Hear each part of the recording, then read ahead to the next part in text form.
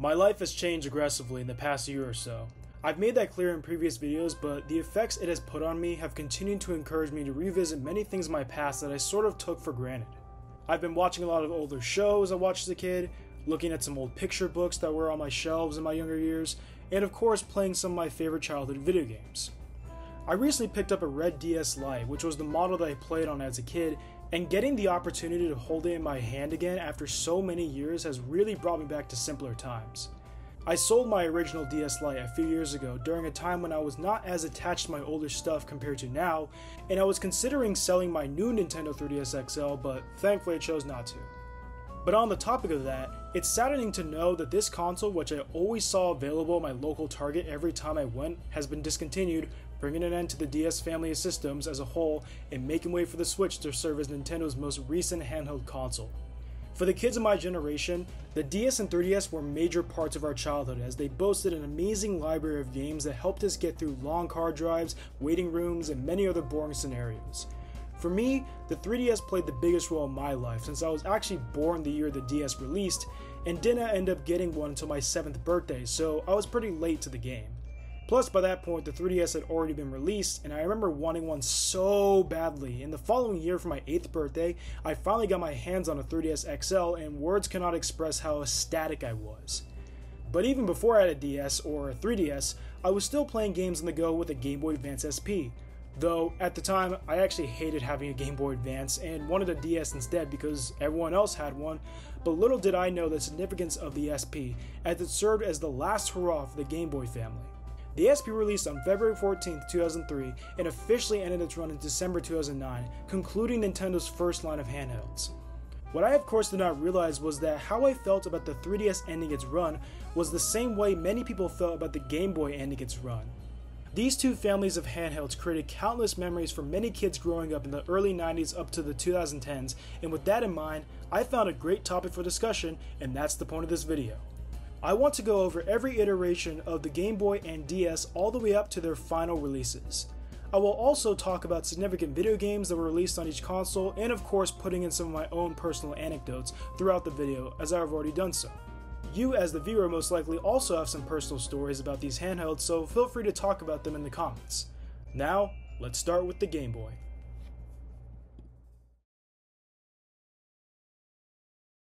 Even before the very first iteration of the Game Boy released in the US on July 31st, 1989, the idea of playing a video game on the go had been around for about a decade at that point. While many people claim that the Game Boy was the first handheld console to use interchangeable cartridges, Milton Bradley's Microvision was actually the first to jump on that train in 1979. After that, many game companies, including Nintendo, all tried to conjure up some sort of handheld console, but most failed to catch the eyes of the public. Nintendo of course started out with the Game & Watch series of handhelds in the early 80s after the head of research and development at Nintendo, Gunpei Yokoi, was on a train and noticed another passenger who was playing on a calculator in order to pass the time. This is what inspired the Game & Watch, and it did end up utilizing many technological assets of a calculator, or watch, in order to display a playable game. This idea would be stolen by many other game companies of course, but the technology rapidly aged, even in that era. So, Nintendo of course wanted to break barriers and create a handheld that played similar to their flagship home console, the NES, and that is what gave birth to the Game Boy. For just $90, the Game Boy came packaged with a copy of Tetris, a pair of headphones, and a link cable. This time, Nintendo used what's called a dot matrix screen, which allowed the Game Boy to display better looking graphics that could move freely similarly to NES graphics. However, as we all know, the graphics were all in black and white, or black and green. And the screen had no light, meaning that you could not play in the dark because you would see nothing. Regardless, no one had ever seen something like that be displayed on such a tiny machine, and it clearly became a hot seller as it sold over 1 million copies in the US during the first few weeks it was released. The first model of the Game Boy looked like a gray brick and was a bit of a primitive start to what future handheld consoles could look like. I actually now own this model of the Game Boy, and it's super cool to be able to hold it in my hands. I previously had a Game Boy Pocket but have since sold it. Now, many competitors try to take advantage of this new type of console, such as Sega's Game Gear and Atari's Lynx. Both consoles had much better graphics, they were in color, and even had lighted screens. But despite their best efforts to become more superior technologically, the Game Boy continued to outsell them both, and I believe that this result all came down to the game libraries. When it first released, there were only 5 launch titles for the Game Boy, with only 2 being noted as the only ones worth playing. These obviously are Tetris and Super Mario Land, but the other 3 were pretty much just there to fill in gaps. The first was Alleyway, which is just a clone of Breakout on the Atari. Then there was Baseball and Soccer, which were literally exactly what you expect out of a baseball and soccer game on the Game Boy. The only selling point of these 3 games was the fact that Nintendo slapped Mario on each of the covers in order to get people to buy the games. Out of all 5, I have owned 3 of these games, and those are Mario Land, Tetris, and Baseball. Baseball and Tetris I remember owning way back when I was a little kid and having absolutely no idea what to do in either of them.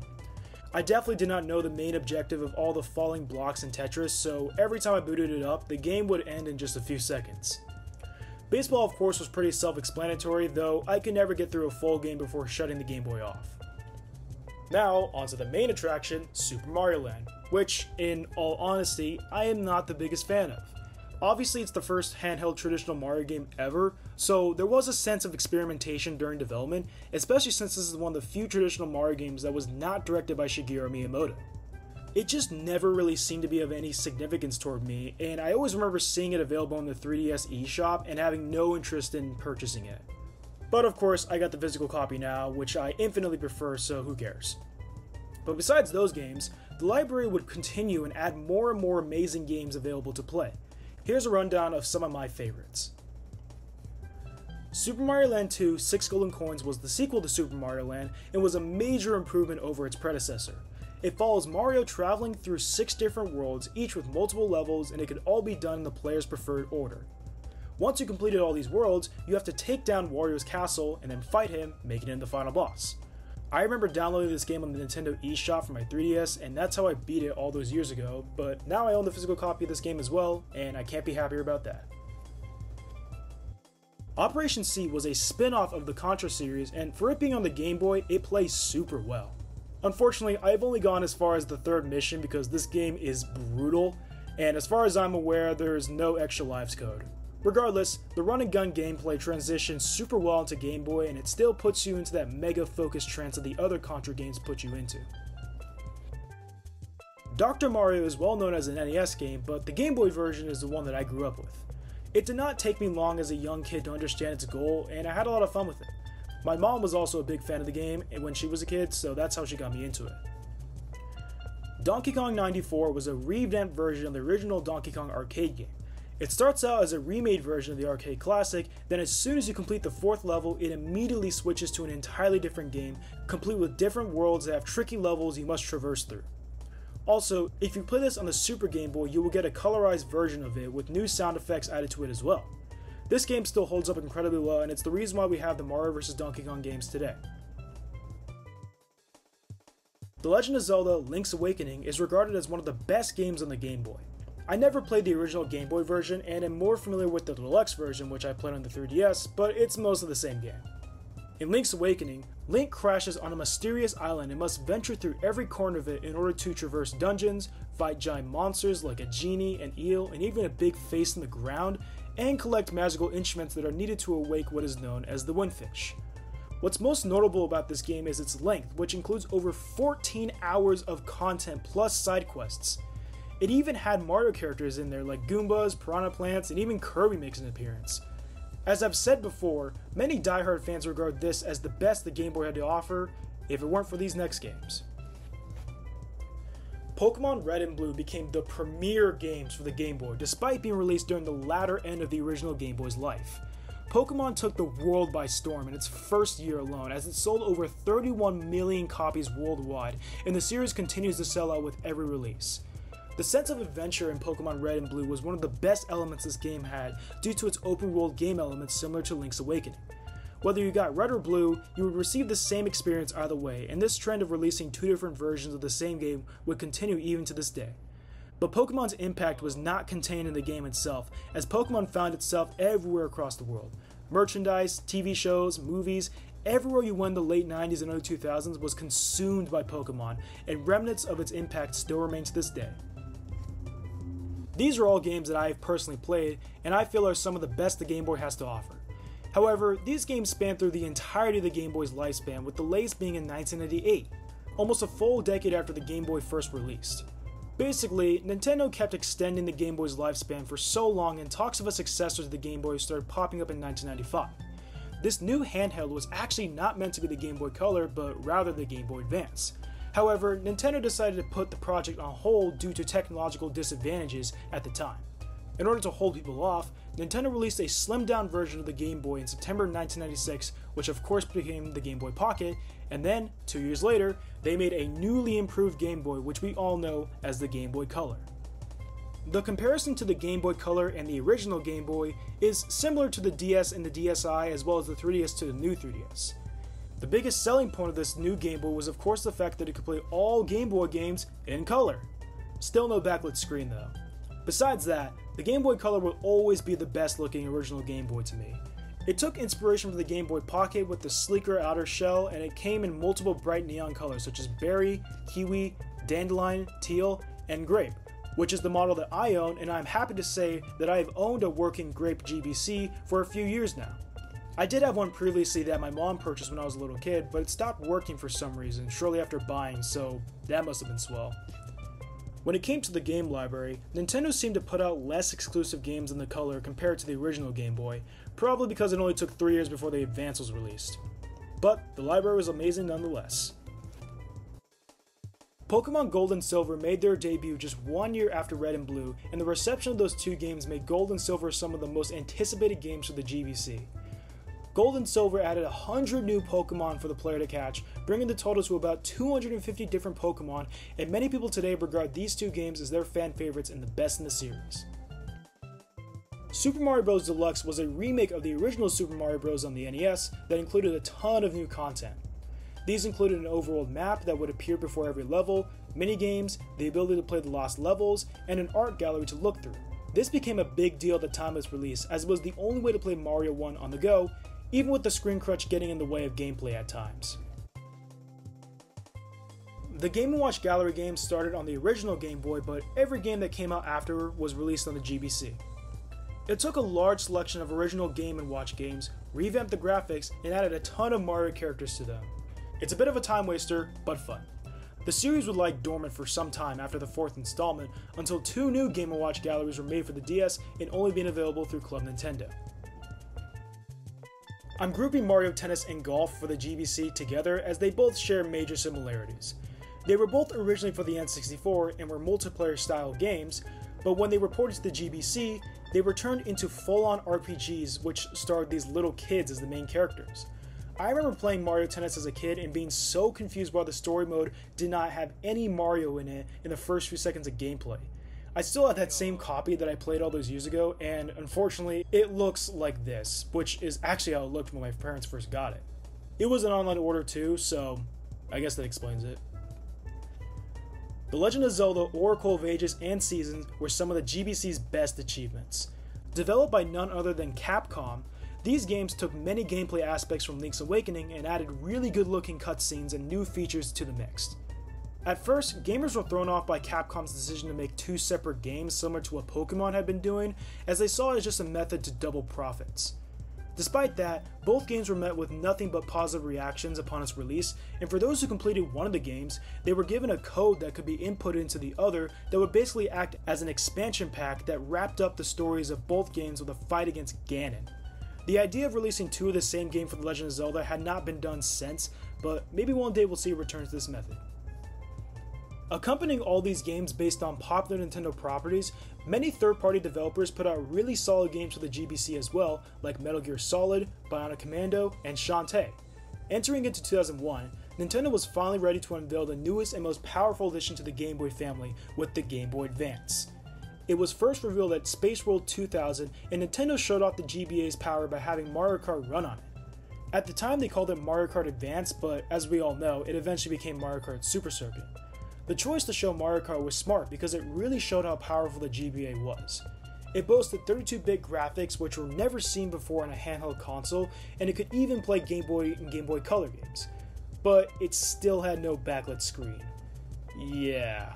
Nintendo still decided to not add a light to the screen, which honestly was a pretty stupid choice to make. For me, I never owned the original Advance model and always had the SP. Speaking of the SP, 2 years after the GBA launched in North America, Nintendo released the newly remodeled Game Boy Advance called the Game Boy Advance Special, or SP for short. The SP had a foldable screen which was crazy at the time, but above all that, Nintendo finally decided to add a backlit screen.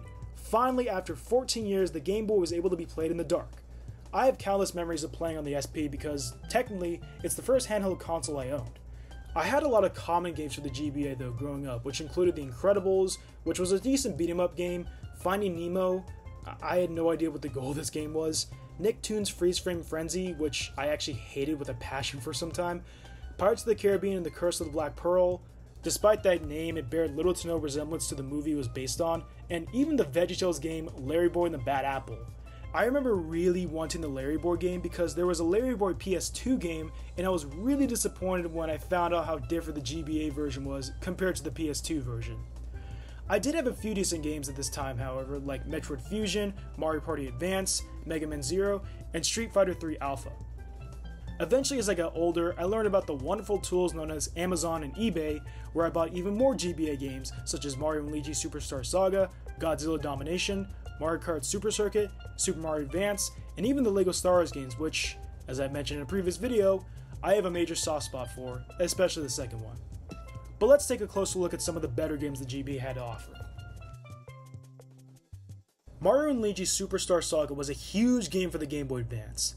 Taking inspiration from Legend of the Seven Stars and Paper Mario, its RPG formula was a big deal for the Mario franchise, specifically due to it being on a handheld. In this game, Princess Peach's voice is stolen by Cackletta and Fawful, which caused Mario and Luigi to travel to the Bean Bean Kingdom in order to stop the two from carrying out any more heinous acts. What helps this game stand out amongst the other big RPG games is its turn-based combat system, which heavily involves Mario and Luigi fighting as a team and using unique bros attacks, as the game calls it. I remember playing through this game at one point and got about halfway through, and then all of a sudden, one time I tried to boot it up and it glitched out or something. I turned the GBA off, then back on again, and when I went to the menu, my save file was completely gone. Haven't touched the game since, but maybe one day I'll go back to it and complete it. Metroid Fusion, on the other hand, was a game that I did complete, and it's still the only Metroid game that I have finished as of now. Fusion released in 2002 and was the first Metroid handheld game since Samus's return on the original Game Boy, which was released in 1991. What's interesting is that Metroid Fusion released the same exact day and year Metroid Prime released in North America. Fusion follows Samus as she works as a bodyguard for the biologic research team, and while on a mission on the planet SR-388, a yellow organism leaving the body of a horror node killed by Samus enters her body. The organism later reveals itself to be a fatal parasite, leaving Samus unconscious. The medical crew manage to eradicate the parasite from Samus's body, and she adopts a new suit that can absorb the ex-parasite without hurting her. She heads back to SR-388 to investigate an explosion and wreaks havoc on the other creatures of the planet. Fusion follows the same formula as previous Metroid games, but what I love the most about this game is how smooth and quick it feels.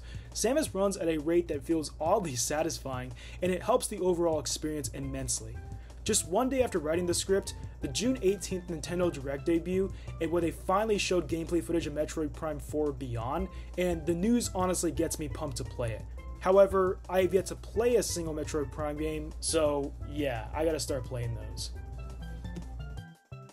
Godzilla Domination is a lesser known GBA game, however it is definitely worth a pickup in my opinion. The game allows you to pick from a large selection of monsters from the Godzilla films, and you will then have to beat the snot out of every other monster throughout every level in order to get to the final boss, which is Mega Ghidorah. For those looking for a fun, mindless beat-em-up game on the GBA, this game definitely won't leave you disappointed. Also, bonus points during the loading screens because it always follows this sexy news reporter. Hell yeah.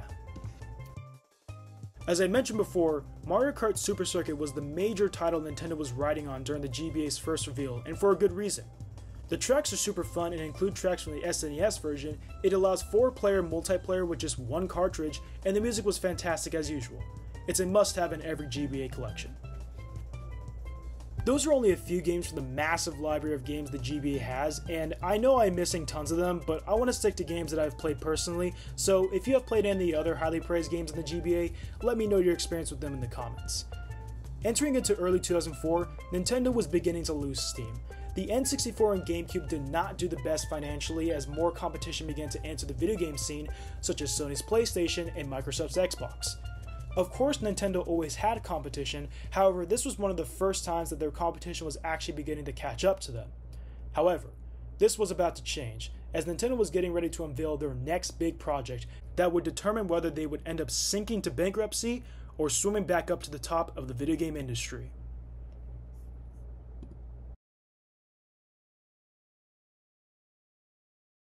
The DS started its life in 2002, just months after the release of the GameCube. The choice to go dual screen was said to be credited towards Nintendo's then president, Hiroshi Yamauchi, and Nintendo very much so ran with the idea. January 2004 arrives, and Nintendo finally unveils the DS at E3 with Satoru Iwata noting its intention to revolutionize gaming, and revolutionize it did. Contrary to popular belief, DS does not actually stand for dual screen, but rather developer system, according to Nintendo, so I guess that checks out. The firmware of the DS was greatly improved upon compared to the GBA, as it introduced a ton of new features. When it came to overall physical design, many people today critique the original DS's look due to it being way too blocky and industrial looking. I don't necessarily mind this look, but I get the criticism. Its two screens allowed for different methods of gameplay, with the bottom screen acting as a touchscreen, as we all know. Of course, the DS came packaged with a stylus that was meant to be used for the touchscreen, however you could use almost any other object to substitute the stylus, including your fingers in the heat of gameplay. A microphone was also built into the system, which I remember using all the time in games like Spirit Tracks and such. Lastly, Nintendo made it clear that the DS would not replace the GBA, which it ended up doing, and wanted to reinforce that by adding a GBA slot to the bottom, which of course allowed it to be backwards compatible with the Game Boy Advance. There were even some DS games that came with accessories that were meant to be put into the GBA slot in order to improve gameplay. On top of the physical features of the DS, it's when you turn on the console where you are greeted with even more new attributes. It had a home screen which included a clock, a calendar, a brightness adjustment button, download play which allowed you to play multiplayer games like Mario Kart with your friends on just one copy of the game, and of course, the infamous PictoChat, which allowed you to write and draw different messages to other DS systems that were nearby. The system settings also allowed you to edit the layout of the DS home screen by choosing the background color, picking a username which would appear in local multiplayer, setting up your birthday, and adjusting the date and time. So, with all that packaged into one system, how did the public view it? Well, let's just say they were liking the cut of its jib, because by the time the original DS was completely discontinued, all the combined sales that each model sold was over 154 million units, making it the second highest selling console of all time. The DS single-handedly saved Nintendo as a company and asserted their dominance in the handheld gaming market, even with Sony releasing the PSP, which sold only 80 million units by the end of its run. But as we should all be aware of now, the cool new specs of the DS is not what sold it, but rather the games that could be played on it. When it was first unveiled, Nintendo repeated the same method that they used to show off the power of the Game Boy Advance when they unveiled the DS, and the game that they used for this was none other than Super Mario 64 DS. The ability to play a full 3D third-person Mario game on the DS is even to this day still super impressive. There was a bit of controversy at the time though, as people were not sure how they felt about playing Mario 64 without a circle pad, but using the D-pad alone honestly did the job. Mario 64 DS added 3 new playable characters, which were Luigi, Wario, and Yoshi, and they each had their own special abilities, and they each were able to obtain certain power-ups specific to their characters. There were 30 new stars to collect, bringing the total to 150 stars, a few new levels added, and of course, the graphics were a lot smoother and less blocky. And of course, we can't forget the abundance of mini-games that also came packaged with this game. I remember playing the trampoline game often, where you have to draw a line which transforms into a trampoline so that a bunch of Marios can jump on them to prevent falling to their doom.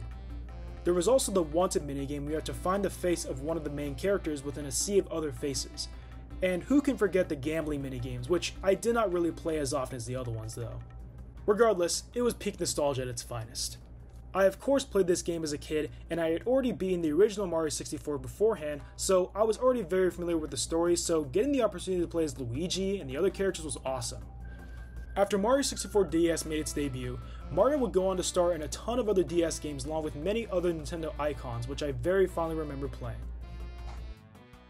New Super Mario Bros. Became one of the premier games for the DS. There had not been another 2D Mario game since Super Mario World at the time, which is one of the reasons why it was called new. And what helped solidify that new title was all the 3D gameplay aspects that were added to it, such as ground pounding and triple jumping. Besides that, The game played like all other 2D Mario games with 8 different worlds to explore with multiple different levels and of course power-ups to obtain, and this game had a lot of new ones like the Koopa Shell and the Mega Mushroom. Also, just like Mario 64 DS, New Super Mario Bros. Had minigames. It had a lot of the same ones from 64 DS, but there were some new ones like the bomb sorting game, which I find to be my favorite out of all the minigames from both games. But back to the game itself, I wanted this game more than any other game on the DS when I was a kid. I have this one memory of going to Target with my parents after saving up enough allowance money thinking I was going to buy New Super Mario Bros. Only to realize that I was a few dollars short. And instead of asking my parents to pay for the rest of it, I just decided to buy Super Mario 64 DS right then and there. I was definitely disappointed, but I made amazing memories of both games regardless, so it was worth it. The Legend of Zelda Spirit Tracks was another game I played growing up, and it would go on to make a massive impact on me at the time. When I first got my hands on it and booted it up, I was so confused when Link would not move when I pressed any of the buttons on the D-pad. Being 7 years old, you tend to skip through dialogue containing useful information, and it would be several minutes before I realized that you have to move Link with the stylus. But once I got past that, I soon realized that I was about to fall in love with this game. In Spirit Tracks, Link is a train engineer who is about to be appointed as Princess Zelda's royal engineer. Zelda is getting suspicious of her right-hand advisor, Chancellor Cole, and Link sneaks her out of Hyrule Castle to take her to the Tower of Spirits. They get ambushed by Chancellor Cole and his crony, Byron, I don't really know how to pronounce his name, and Cole shoots a beam at Zelda, causing her soul to leave her body and giving Link the task of returning her to her body and defeating Chancellor Cole along with his master, Malladus. The first thing I loved about this game was the art. I was a huge fan of the cartoony, cel-shaded designs of the characters, which were used in Wind Waker and Phantom Hourglass as well. Gameplay-wise, I got used to using the stylus, and while there are a lot of moments in the game that I've completely forgot about, the parts I do remember are still ingrained into my brain, such as the boss battles, riding the train, and of course, the music that would play in all these sections. One last thing is that I remember this crazy idea I had not long after finishing Spirit Tracks, where I wanted to create an animated web series that basically was a fanfiction of The Legend of Zelda using the character designs from Spirit Tracks. I of course added some of my own characters to it, which were pretty much supposed to be me and some of the friends who I shared these ideas with, and the plot was supposed to take place in this like modern day version of Hyrule where the main character, me, is sent to for some reason, and most of the episodes took place in a school setting, so it was basically an amalgamation of most of the shows I grew up watching with The Legend of Zelda sprinkled into it. I planned 7 freaking seasons for this insane show idea, with every season being about 20 episodes long, and each season would all have a central antagonist that the main characters would fight in the end of the season. The main antagonist of the whole series was supposed to be this typical school bully named Dirk. No, it was not Ganon. And looking back at how I wrote this character from what I remember, he was absolutely psychotic. There was also an evil couch. Yes, a couch. One of the villains was literally Edward Elric from Full Metal Alchemist before I even knew what that was. There was some other generic villain named Caleb the Dump King. Great name. And the entire 4th season was supposed to be completely based on Phantom Hourglass, with Bellum being the main antagonist, of course. I had all these ideas stored inside a Captain America journal, which I sadly don't have anymore, but talking about all the ideas I had for this would probably take up an entire video, and I don't think any of you are wanting to hear about that, so let's move on to the next game. Mario & Luigi Bowser's Inside Story may be the 3rd game in the Mario & Luigi series of games, but it was the first game that I played out of all 5, soon to be 6. I remember playing this game on a DS kiosk at Target one time way before I even had a DS, so that was my first experience with the game, but when I got my hands on it, I surprisingly made it pretty far into the game before putting it down, and then finally just recently beating it about a year ago. Bowser's Inside Story involves Bowser eating a weird food given to him by Fawful, which causes him to swallow almost everyone and everything in the Mushroom Kingdom, including Mario, Luigi, Peach, and all the Toads. Mario and Luigi wake up inside Bowser, and with the help of a little star sprite named Starlo, they venture throughout Bowser's body to help him get his abilities back, and Bowser tracks down Fawful so he can take back his castle, which was stolen from him. The theme of switching between Bowser and the Mario Bros was the most unique feature of this game, and this was one of the few times where you could actually play as Bowser in a mainline Mario game.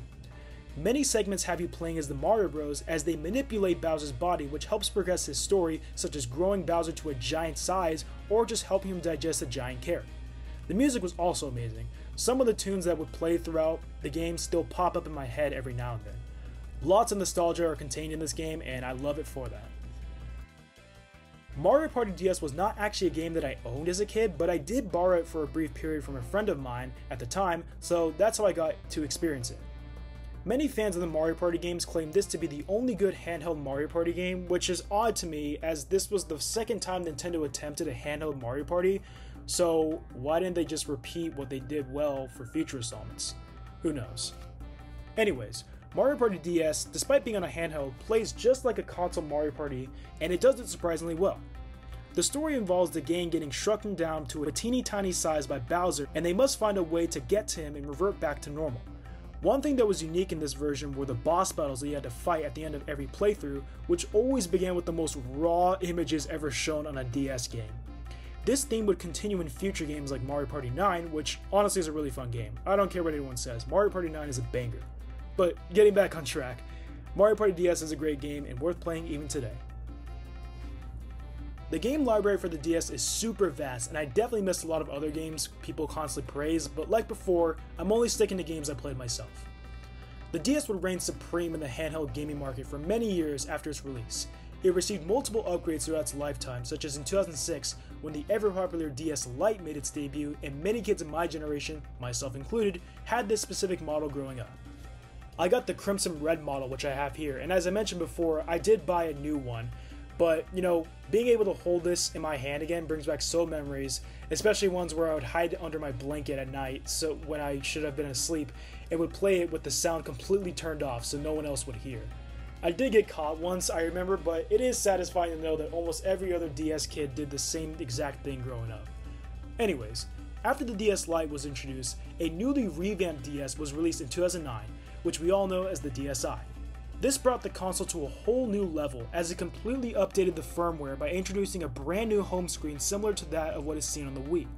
This idea came out of the fact that despite the DS demolishing the PSP in sales, the PSP did have a user interface similar to its home console counterparts that included multimedia features, a digital store, and the system and certain games could receive updates. The original DS had none of this, and in order to catch up to the more modern approach, the DSi was made.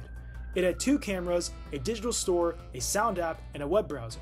The digital store was a huge deal, however, its selection of software, also known as DSiWare, was slightly limited since there were no virtual console games available. The games that were available still had a few notable titles worth playing. I unfortunately never owned a DSi even to this day, so I never got the chance to play many of the titles, but there was one game that I played, which is none other than Photo Dojo. I got the opportunity to play this through the 3DS eShop, making it the only DSiWare game I ever played. Photo Dojo is one of the most unique fighting / beat 'em up games ever made due to its mechanic of taking pictures of people and inserting them into the game. You would start by being asked to create a character where you would either take pictures of yourself by setting up the DS against a piece of furniture and you would pose inside the frames, or you could just get someone else to do it for you. You would take pictures of a person punching, kicking, jumping, shooting a projectile, and performing a taunt as well. Once you were done taking these pictures, you would then record voiceovers for each action. This is where the game can get slightly embarrassing if you have low self-esteem from hearing your own voice coming out of the speakers. Then, once you've completed that, your character was complete, and you would be able to fight clones of your character in a beat-em-up style level, with the goal being knocking out 100 opponents in order to end the game. Once you reach 100, that's it.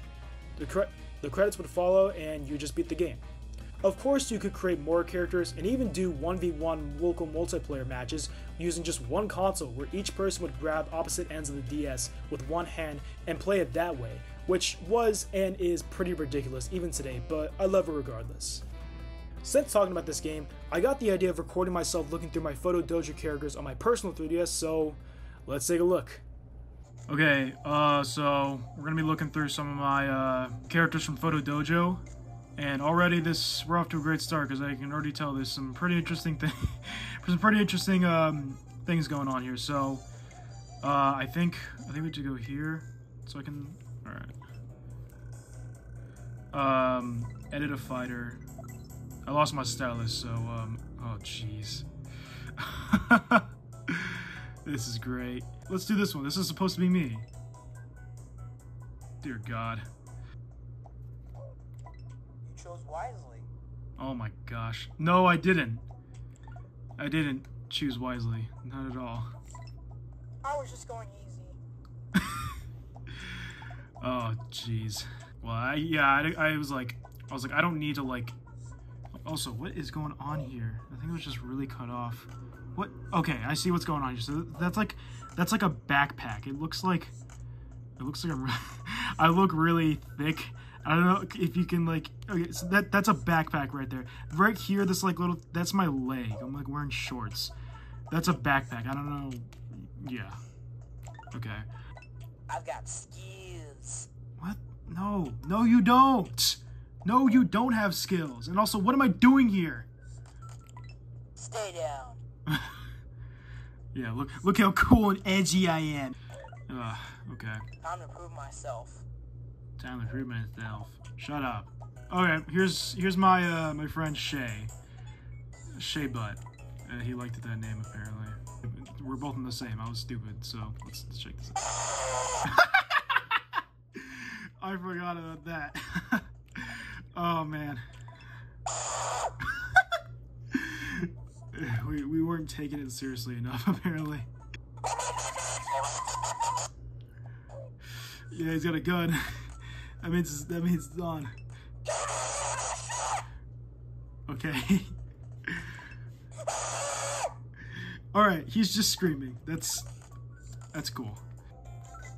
I don't know why I was thinking the single player mode was the multiplayer mode. You chose wisely. Yeah, I did. Thank you. Oh yeah, I forgot about the backgrounds too. Five Nights at Freddy's 3, the fan...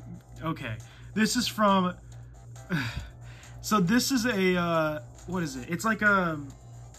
So there was like a website called Scratch. I forgot, Scratchy, I don't know. It was like basically a website you can like... I don't even know. It was like, you could create so many different things with it. But anyways, a lot of people made like... these really poor versions of Five Nights at Freddy's on this website. Like, I wish I could show you what it looked like. I don't even know if the website is even still up. But anyways, yeah. So that's that. That is from a Pac-Man arcade machine. Miss Pac-Man, actually. That actually belonged to my friend Shay, who you just saw in the selection screen. This is the freeway. It's a picture I took while I was with, I guess, my mom or something. And then this is just... Oh, wait a minute. That's... Okay. It looks like absolutely nothing, but there's something there. That was like a loading screen on one of my old TVs when I was like a kid. I didn't realize it was like that recent. I thought we got rid of it a long time ago. And this is Bullwith Academy from Bully, one of the greatest Rockstar games ever to be made. And unfortunately, I don't think we'll ever get a sequel because Rockstar wants nothing to do with it. But let's play this. Let's go. It's me. I am ready. Let's go. I will be back. Oh, jeez. I will be back. So, yeah, this is the entire game. And so you have to get to, as I've said before, you have to get to 100 enemies. Well, you have to, oh, shoot. You have to defeat 100 enemies. How did I just do the... Okay. So you go back, you do back, and then that's how you do the fireball. I don't know why it's not... Okay.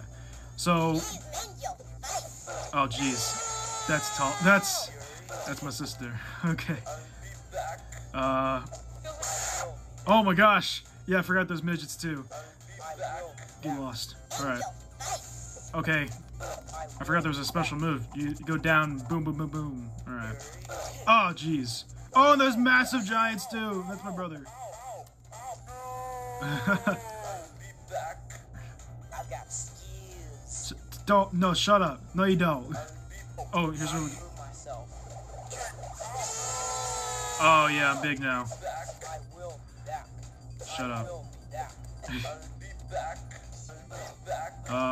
There we go. Look how defeated I am. Yeah, that was something. That's Photo Dojo. Besides DSiWare games, there were other forms of software available to download, such as clocks, calculators, and much more. But going back to the topic of games, the DSi did actually have a few exclusive games which were nothing but just random shovelware no one wanted. The best games honestly came from the DSiWare shop, in all honesty. However, when it came down to what was considered to be the killer app for the DSi was not actually a game at all, but rather a little piece of software allowing you to create your own animations with the help from a little chirping orange frog. This, as a lot of you may know by now, was known as Flipnote Studio. For it being a pre-installed DSiWare software, it was capable of doing quite a bit. You could draw with multiple colors on multiple layers, the frame rate was adjustable, and you can insert audio for your work. Despite the audio quality being pretty poor, people ate up this little app. There was even a social media service specifically for posting Flipnote content called Flipnote Hatena, where you could watch other people's Flipnotes, comment on them, and give them stars similar to likes. As you might be able to tell, I never got to experience Flipnote Studio the way most did, but I do remember around maybe 2013 when a 3DS version of Flipnote Studio was in development called Flipnote Studio 3D. Go figure. This version was supposed to update the original Flipnote Studio by adding more colors and allowing more fluent animation. It would also have an option to upload your animations through AVI in order to make the process of posting them to other social networks easier. This was all announced through a mini Nintendo Direct specifically for Flipnote Studio 3D, and it presented Satoru Iwata in the style of the Brain Age Doctor. I was so excited for this because I had just heard of Flipnote by that point and really wanted to try my hand on it. But around the time it was set to release, I never saw it appear in the eShop. I looked forever and never found it until literally years later. My mom apparently received a download code on her email from Club Nintendo, I think, and it ended up being Flipnote Studio 3D. But by that point, I had no interest in using it, but I still downloaded it and never made any animations. Oh well. The DSi would go on to sell over 40 million copies worldwide, which is a combined amount alongside its counterpart, the DSi XL, which, as you can see, it had a much larger screen. By early 2010, the DS was still dominating the handheld gaming market and showed no sign of stopping. Unlike most consoles that fizzle out at some point, encouraging its creators to move on to their next project, the DS remained a strong seller up until its successor came along, and it naturally came to a stop. But what was the successor that ended the original DS's run? Well, Nintendo was one to pay attention to trends within other forms of media, and in the early 2010s, the advent of watching movies in 3D was beginning to take off for a short while. Seeing the potential this had, and wanting to improve the graphical capability of the DS, they began planning their next handheld console, which would go on to play the biggest role in my life.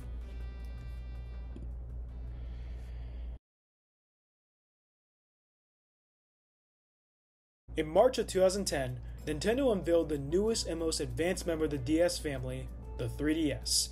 Similar to its predecessor, the 3DS was riding on the feature that many consumers were not really begging Nintendo to create, which was of course the glasses-free 3D effects it was capable of producing. The public, however, was not really concerned with the fact that it could play games in 3D. In fact, they weren't really concerned with it at all. Many gaming news outlets at the time ripped the 3DS to shreds, saying that it was doomed from the start, and despite the fact that it would go on to sell a whopping 76 million units worldwide, their predictions were somewhat valid for a short amount of time. The 3DS's launch was super rough, due mostly to its price and its launch titles. The original price of the 3DS was $250, and the only games it had at launch were games like Super Street Fighter 4 3D, Steel Diver 3D, Rayman 3D, among other non-Nintendo games with 3D at the end of their titles. The only game that was released at the 3DS's launch that was actually a Nintendo IP was Pilot Wings Resort, but at the same time it only had Mii's in it, so it wasn't anything worth noting. Things were so bad that Nintendo decided to drop the price of the 3DS down to $170 since sales were doing so poorly. However, for those who did buy the 3DS at launch, they received an Ambassador Certificate, which came with 10 free NES and GBA games. I remember I had a friend with an Ambassador 3DS when I was a kid, and I saw that he had all those Game Boy Advance games, and I remember thinking how he got those since they were not available in the eShop. Now onto the firmware. The 3DS home screen took almost everything from the DSi's home screen and increased it by adding a friends list where you can add your friends who also have 3DSs by putting in a friend code, an activity log which would document every game you put into the console, a mini game called Face Raiders where you would take pictures of people's faces and shoot them, which was similar to Photo Dojo, an online service called Nintendo Zone where you would go to a certain retail location that supported it and you would be able to download third-party content and demos of upcoming games, an AR game where you would be able to use the camera and scan cards that were packaged with the 3DS and you would be able to take cool pictures with them and play minigames with them as well, a freaking Mii Maker which did the exact same thing that the Wii version did, but added onto it by adding a whole new feature called Street Pass, allowing you to share data with other 3DS users while out and about during sleep mode, and of course, the advent of a brand new and much more advanced digital store, which we all know as the Nintendo eShop. Whew, that was a mouthful. Now let's break down most of these new features. The eShop was, in my opinion, the biggest feature added to the 3DS when being compared to the DSi.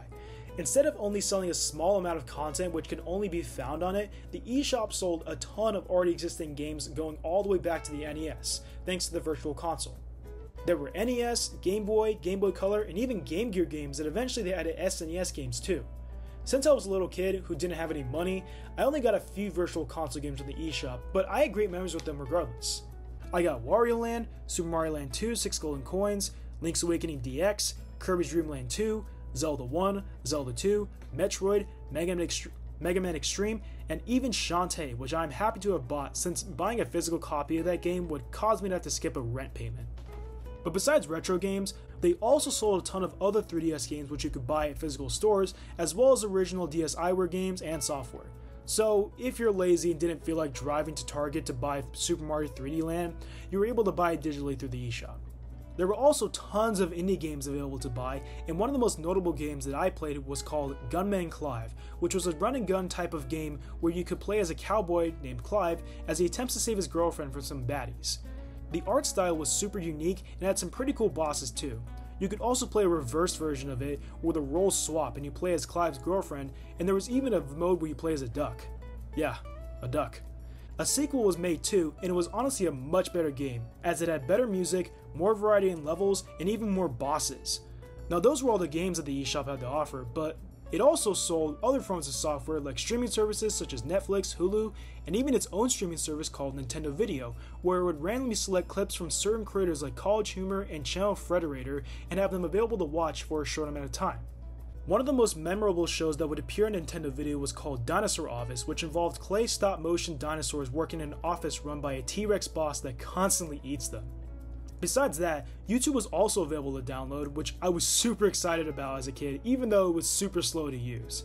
There was also SwapNote, which allowed you to write and draw letters to friends, but I rarely used it. I'm scratching the surface of all the content available in the eShop, but we got a lot more to cover regarding the 3DS's features, so let's move on. Face Raiders, as I already stated, was a pre-downloaded game where you would take pictures of your friends' faces and the game would create enemies using the pictures of these faces, and using the gyroscope in the camera you would shoot them with balls. Now that may sound simple, but it would get more complicated quickly gameplay wise. There were 4 different levels that would throw different enemies at you, and they would each end with a boss battle. The first boss was this horned brute. The second was called Twin Face, where it would show 2 faces and you had to shoot the correct face. The third was this sun dude that would vomit out little cronies that all needed to be shot in order to expose its weak point. And the final boss was this giant disco ball, and you had to shoot these little crystals that would reflect off the lasers he shoots and then shoot back at them. But the final boss has a second form where it throws its afro at you and you have to shoot him while he pokes its head out from behind. It's an absolutely ridiculous game, but that's what makes it charming. Nintendo is always trying to get with the times and dip their toes into the waters of new tech every day, so with the release of the 3DS, they did exactly that by introducing augmented reality features to the system. Every 3DS came packaged with 6 AR cards, which each had their own character, and these characters were Mario, Link, Samus, Kirby, the Pikmin, and the little AR question block mascot named Mr. AR. When you boot up AR games, you first need to find a spot with a good amount of lighting in order for the AR cards to connect to the 3DS camera. Once that's been taken care of, you were given 6 game options, with half of them being actual minigames while the other half is just meant for taking cool pictures. The minigames include Archery, which is a standard archery game where you shoot targets and it ends with you fighting a big dragon, AR Shot, which is similar to golf but it's played more like billiards, and it also ends with you fighting a dragon, and Fishing, where you literally just try to catch a variety of different fish, and it ends with, you guessed it, a fight with a dragon. The other 3 game options, however, included Graffiti, Meepix, and Starpix. Starpix allows you to set up any of the AR cards, and they would each create an AR image of the characters that are represented on their specific card. You can change their poses and then take cool pictures of them.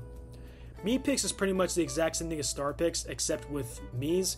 However, you can change the facial expressions of your Miis too, so I guess that's different. Graffiti allows you to draw different pictures, and they would appear as an AR image on the 3DS. Once you had all 6 of these games unlocked, however, there would be a 7th option that would appear and bring you to a new section with 8 more games to unlock. These included a cuckoo clock, a globe, a 3D manipulator, and expanded versions of the original 3 minigames. That's everything that AR games had to offer, but some 3DS games did support AR features, but only for a short amount of time, and the library of those games is very slim. Street Pass was probably the only feature I got the most out of, even compared to the eShop. As I explained it before, Street Pass was a way to have online interactions with other 3DS users, however, it could only be initiated through in-person meetups. Basically, instead of meeting other users solely through online play, when you would take your 3DS out with you while it's in sleep mode and you happen to pass by another person with a 3DS, they would connect to each other and you would be able to interact with them through many different software that supported it, with the most notable being Street Pass Me Plaza. Taking your 3DS with you while walking also provided other benefits since it could track your steps, and if you were able to take 100 steps, you would be rewarded with a play coin, which was able to be used to unlock many features in Street Pass Me Plaza, along with the AR games as well. When booting up Street Pass Me Plaza, you are given a huge park that would fill with other Miis that you meet during Street Pass, as well as online play on Mario Kart 7 for example. Each user that you encounter through Street Pass will be greeted at the entrance by your Mii, and they both exchange their likes and the games they recently played. Once that's done, you will be able to play as the other user's Mii in the minigames that come packaged with Me Plaza. For the longest time, there were only 2 minigames, which were Find Me and Puzzle Swap. Puzzle Swap was a game where you would collect puzzle pieces that were given to you by other users you meet through Street Pass in order to create really cool puzzles based on popular Nintendo characters and specific games. Take a look at some of the ones I had.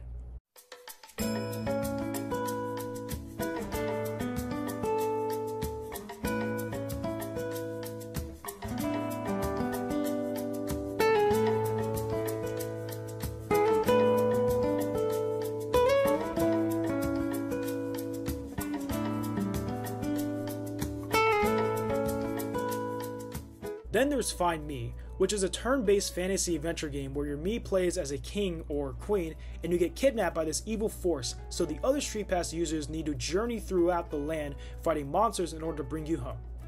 There was also a sequel you could unlock after completing the main storyline of the first game. Of course, for both of these games, you could only play them after you met other users through Street Pass, but you did have the option of using play coins in order to progress instead. After a few years, more minigames were added to Me Plaza for an additional fee, but I unfortunately never got the chance to play these since I felt that the little money I had as a kid was better spent elsewhere. Plus, since the eShop is now closed, I don't think buying these games is possible anymore. These games had names such as Slot Car Rivals, Market Crashers, Feed Me, Ninja Launcher, Me Trek, Me Force, Flower Town, Warrior's Way, Monster Manor, Ultimate Angler, and Battleground Z.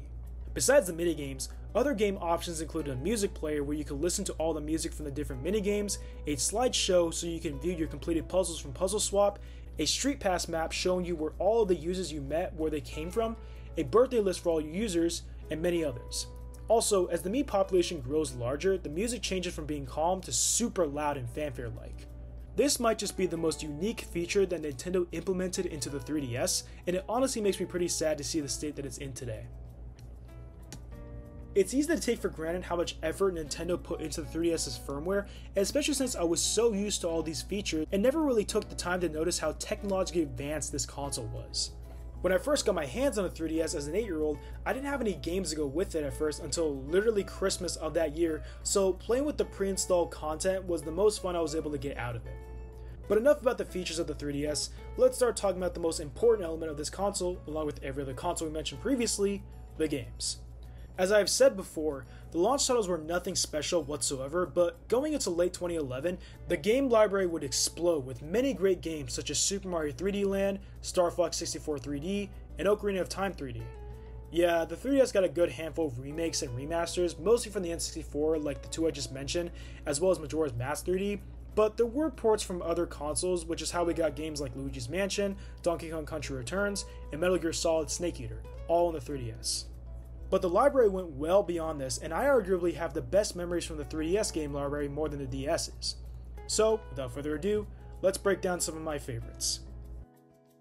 Tomodachi Life is probably my favorite game ever on the 3DS, as I definitely spent the most time in this game more than any other.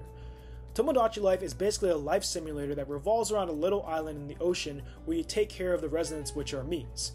You can add yourself, your friends, family, celebrities, fictional characters, and even completely made up characters that you create.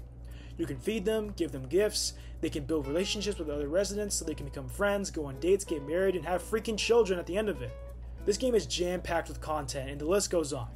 You're able to change the interior of their rooms, give the Miis catchphrases for different moods, and quite arguably the best feature of the game is that you can make your Miis sing songs either solo or in groups. You can even edit the lyrics of the songs to make them as inappropriate as humanly possible. Oh, what have I done? My pants have come undone in front of everyone. I'm a pudgy. Sandals and bobs, they made me so wet. The only way to soothe my soul is with some dancing. Hot groovy boys dancing. Sha-la-la-la, I'm super high. I'm in love with this guy. Haters keep a hating, trolls keep a hissing. In their mouths, I'll be up kissing. Yeah, you know that it's true. Oh my, I want that thing. I stay up all night watching porn. I never get tired of it. Maybe your dreams can come true. How do you know there's a soul? That's just a handful of the features that this game has to offer, and like I already said, this is seriously probably my favorite game on the 3DS, and definitely worth a pickup, if you got about $75 to spend.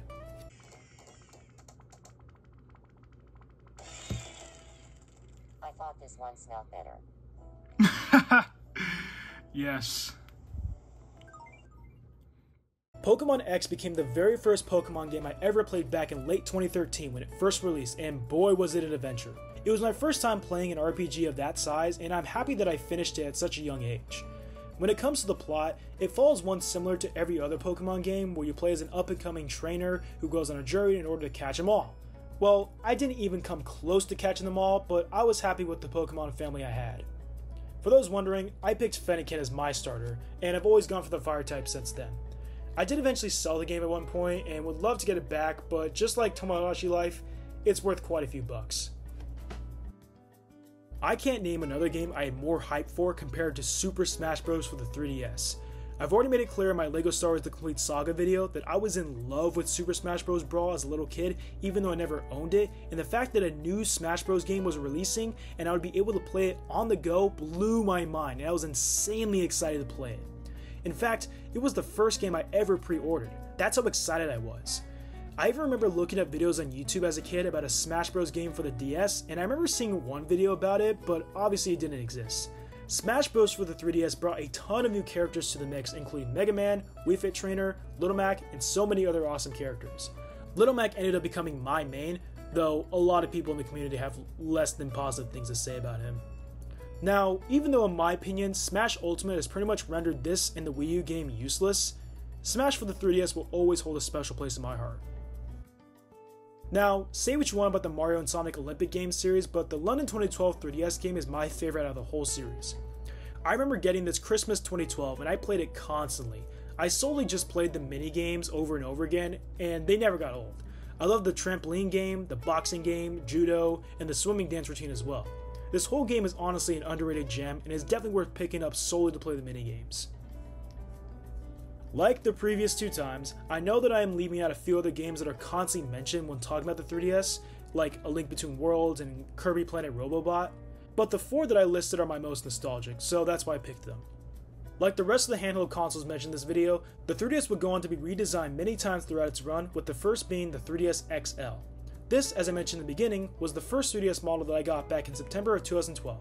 I remember abusing the crap out of this thing, and eventually I actually broke the left hinge. My parents sent it to the warranty, and they sent back a Target gift card basically saying that they weren't able to fix it. With that gift card, I got a 2DS, and I was less than thrilled. The 2DS, as the name implies, was a 3DS without the 3D effects that was released in 2013.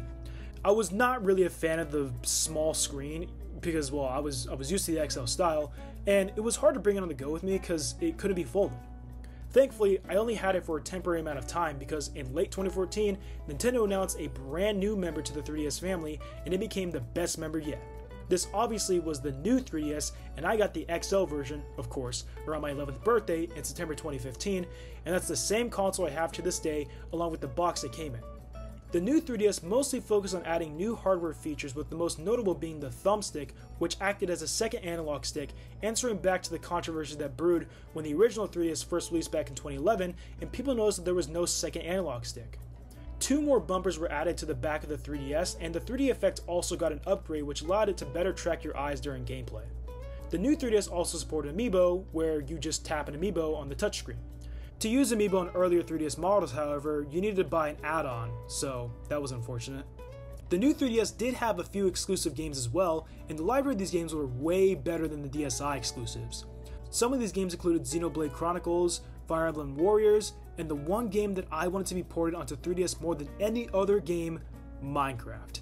I remember as a little kid looking up countless videos about getting Minecraft on the 3DS, even though it had not been ported yet. Unfortunately, my desire for the port had faded away by the time it was released, and I didn't end up getting it until just recently actually. People often rip this port to shreds, and yeah, it's not the best, but I know that my younger self would be ecstatic to know that this game would finally end up on the 3DS. SNES games were also made available to new 3DS users through the eShop, but I never ended up buying any of them. And then, in 2017, the new Nintendo 2DS made its debut, and it would end up being the last iteration of the 3DS. The new 2DS is an infinitely better console compared to the original 2DS, and it retains all the new physical features that were added to the new 3DS. By this point, the Switch had already been released to the world, and consumers ate it up, obviously. With it being one of the first big hybrid consoles, it pretty much filled the role as Nintendo's next handheld and cemented that with the release of the Switch Lite in 2019. And just 1 year later, on September 16, 2020, the 3DS was officially discontinued, bringing an end to a beautiful and unforgettable time in Nintendo's history.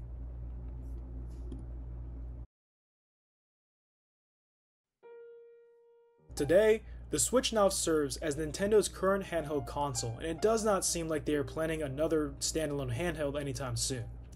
Talks of the successor to the Switch have been going on for about over a year now, and it has actually just been confirmed by Nintendo that we will be getting more info about it in the next few months. It most likely will be another hybrid console, therefore filling the gap for a handheld. It's crazy to know that the Switch is on track to be the longest Nintendo console to ever stay on the market without a successor, as it's about to hit 8 years by next March. In all honesty though, it kinda makes sense why Nintendo has kept it on the market alone, because it has done nothing but generate insane amounts of profit for the company.